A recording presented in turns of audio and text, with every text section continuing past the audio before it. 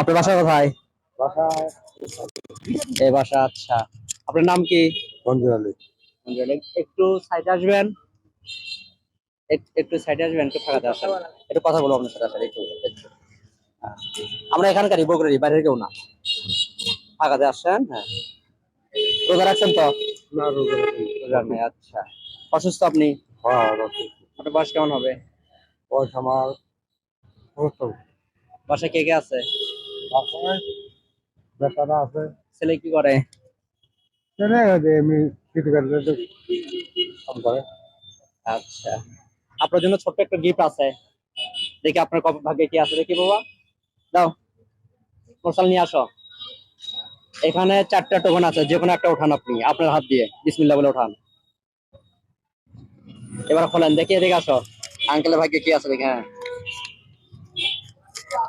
আপনি কি কি পেয়েছেন দেখছেন? 1 কেজি খেজুর পেয়েছেন, 1 বোতল সয়াবিন তেল, 1 কেজি ছোলা, 1 প্যাকেট বুন্দা। খুশি আছেন আপনি? হ্যাঁ, নিয়ে আসো মোরসাল, যাও। আপনি খুশি হয়েছেন? আপনি এটা পেয়েছেন, আপনাদের এটা গিফট আমাদের পক্ষ থেকে দিয়ে দিলাম আপনাকে। আপনার অনুভূতিটা কেমন বলেন তো? ভালো। ভালো, আচ্ছা। বাসায় আপনার কয় ছেলে মেয়ে?